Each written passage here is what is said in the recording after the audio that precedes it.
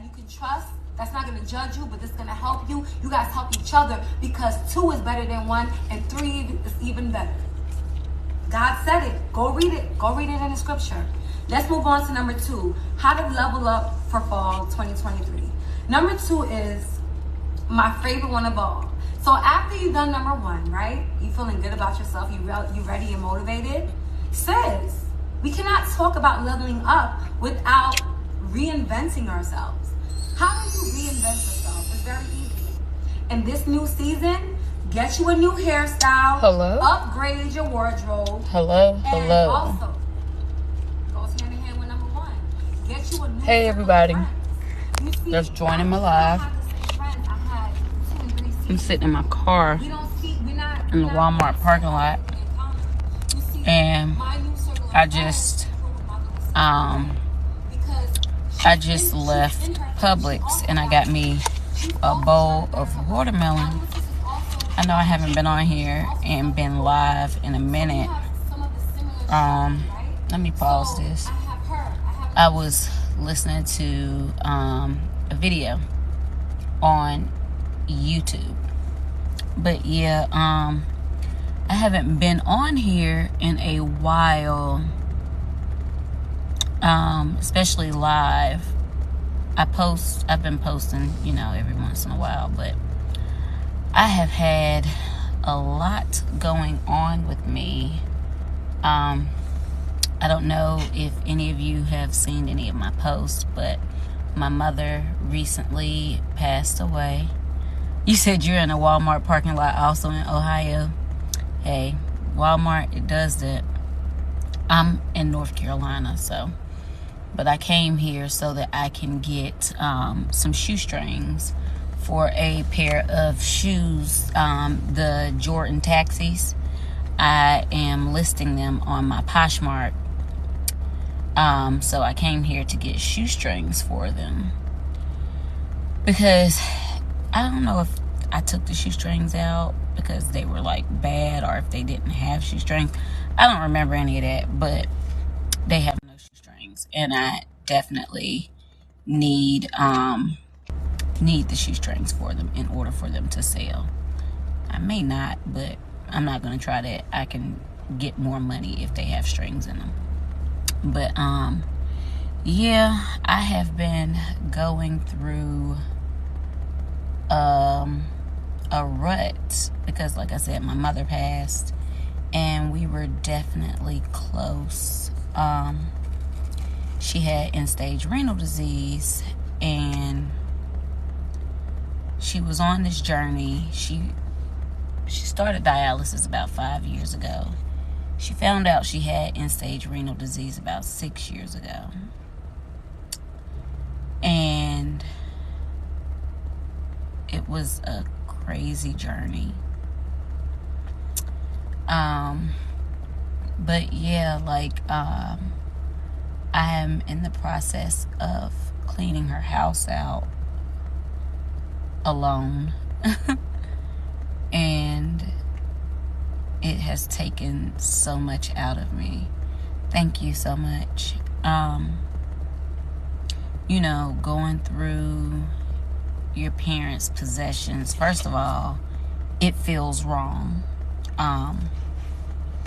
And second of all, it's like you are learning things about your parent that you never knew. Thank you for the follow.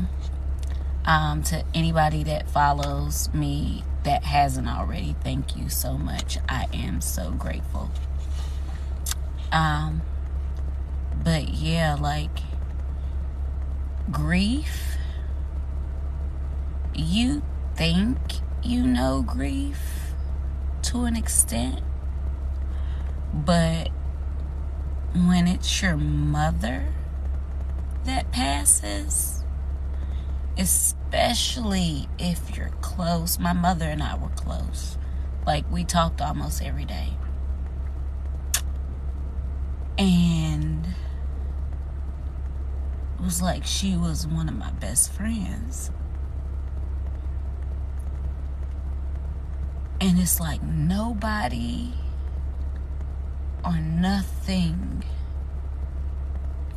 can prepare you, no matter how prepared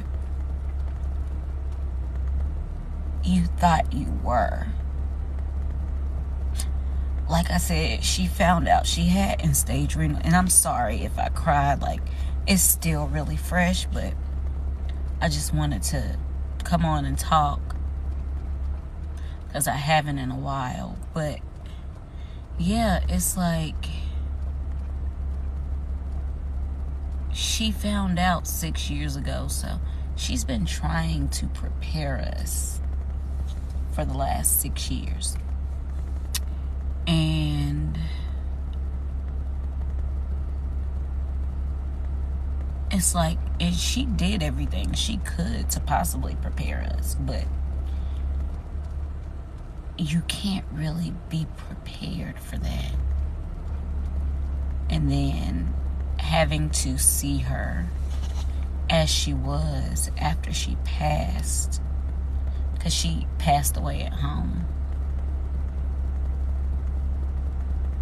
And it was sudden, but it wasn't sudden. Like, I saw her the day before. She was fine. It was a Thursday. And we made plans for that Friday. I was supposed to pick her up Friday morning. And the last conversation we had was her calling me. I don't even think she called. I think she asked me when we were there, because I went to pick up my daughter. My oldest daughter was with her. I dropped her off for like an hour or two, and she got to spend that time with my mom. And she said, "We are still going. You're still picking me up tomorrow, right?" And I said, "Yeah, I'll be here." And my sister called me that morning from my mother's phone. Apparently she had been calling from her phone, but my phone was on Do Not Disturb, and my mother's phone was the only number that could get through when it was on Do Not Disturb. So my sister called me from my mom's phone, and she was panicked. And she told me that my mother wasn't responsive. And I was like, "Excuse me?" And I was like, "Call 911. And she was like, "We're on the phone with 911. She was on the other phone. And she told me, she was like, "She's cold." So she had been gone for a while through the night. And it's crazy because that night I couldn't sleep. Like, I could not sleep at all that night. And I kept telling myself, you know, it was all in my head, and I couldn't sleep. And I guess that's why.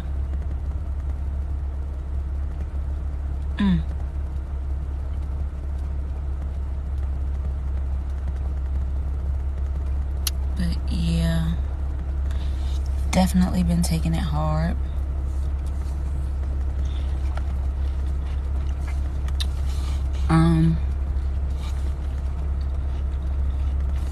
Excuse me. I have to make myself eat something.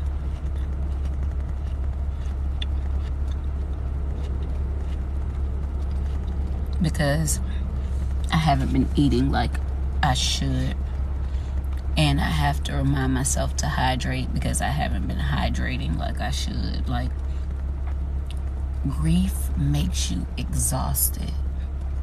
Like, mentally exhausted, physically exhausted. like, just grief as a whole is an exhausting experience. Like, I haven't really been working out. I can probably count on one hand how many times I've worked out since she's passed. And, you know, I've been kind of going through the motions. And I might cry maybe once or twice a day now. Sometimes more, depending. If it's something that reminds me, but it sneaks up on you because you're thinking, oh, okay, I've gotten through the day, like, and then you'll hear a song, or you'll smell something, or, you know, a memory will pop up on Facebook, or a memory will pop up in your head, or somebody will say something, and then it stirs it all back up again. It's like, wow, like, they're really gone. Like,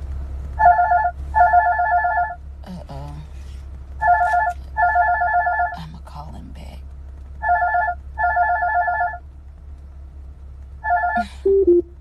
It's my dad. I'll call him back in a second. But yeah,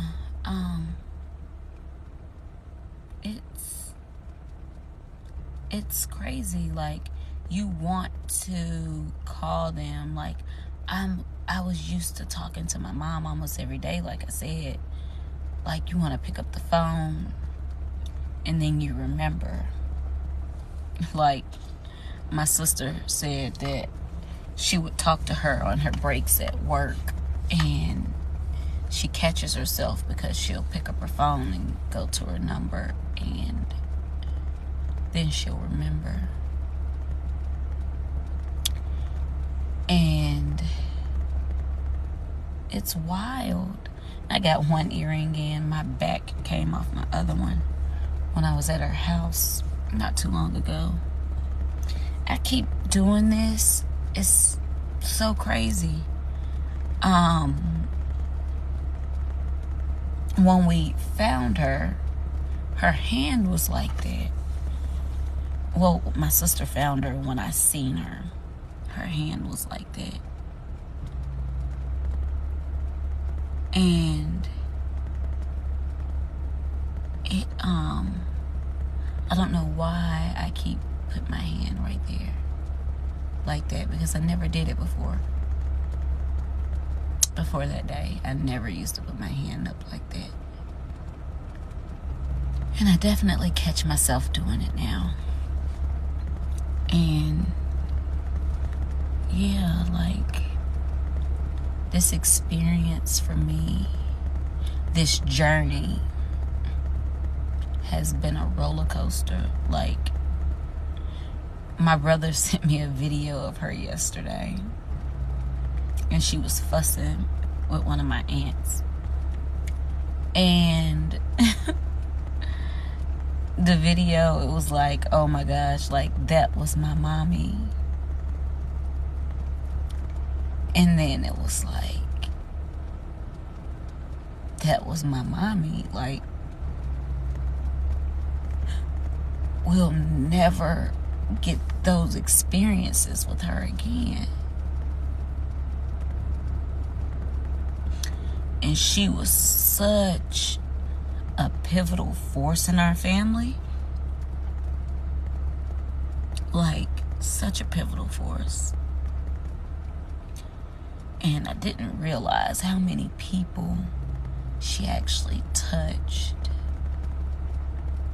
until she passed away. And my friends even the ones that didn't get to meet her, like, I'm so grateful for them because they showed up and have been showing up for me since.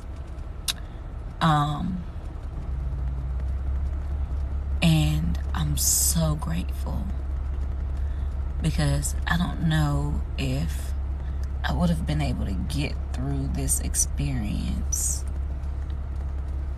without them. Like, my mother,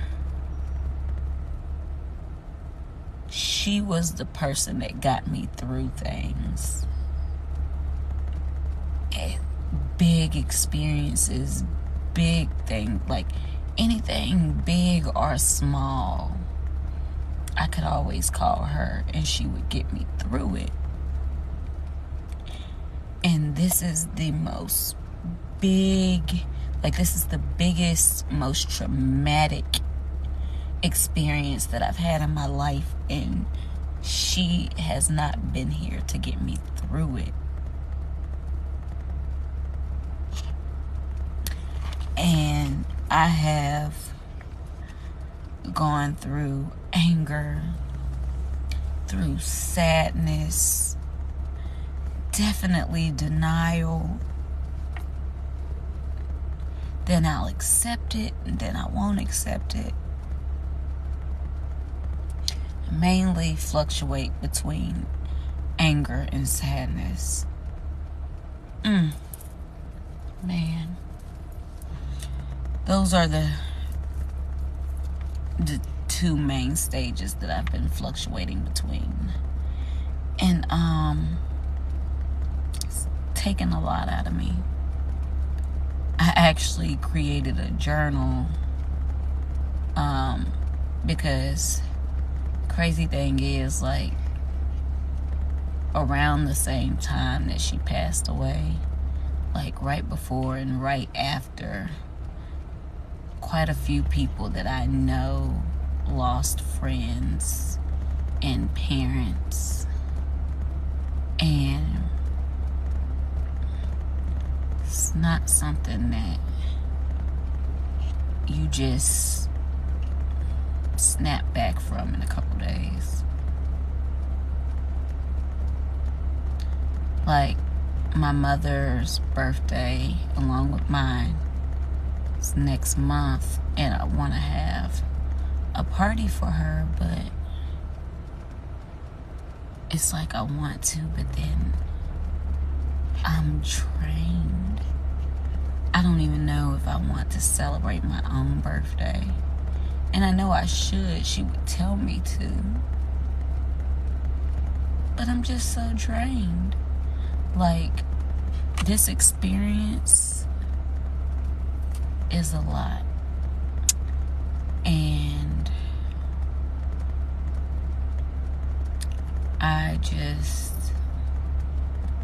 I want my mommy back. And I can't get her back. And my kids keep asking me questions. And they didn't understand at first.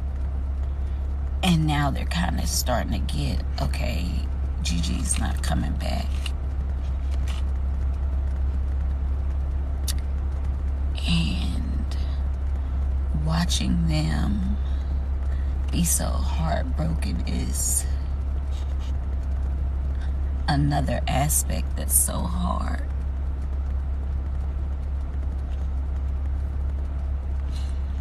And it's like, I get so mad because I feel like she gave up. Because she was in so much pain with the end-stage renal disease. What is it, ESDR? She was in so much pain.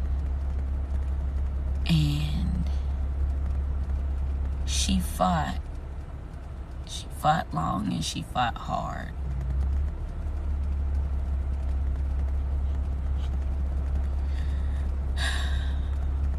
But in the end, she said she couldn't do it anymore. She talked to my aunt a couple hours before she passed, and she told my aunt she was tired and she was ready. she was ready to give up. She couldn't do it anymore. And I'm still trying to come to terms with that, because it makes me so angry that she gave up. Because I'm like, how could you leave me? Like, you said you wouldn't leave me. But I also have to understand that she was truly tired. Like, the process takes so much out of you. And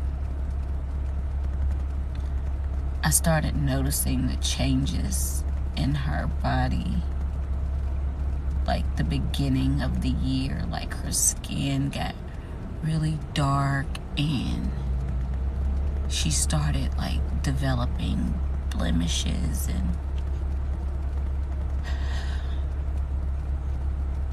it was a lot.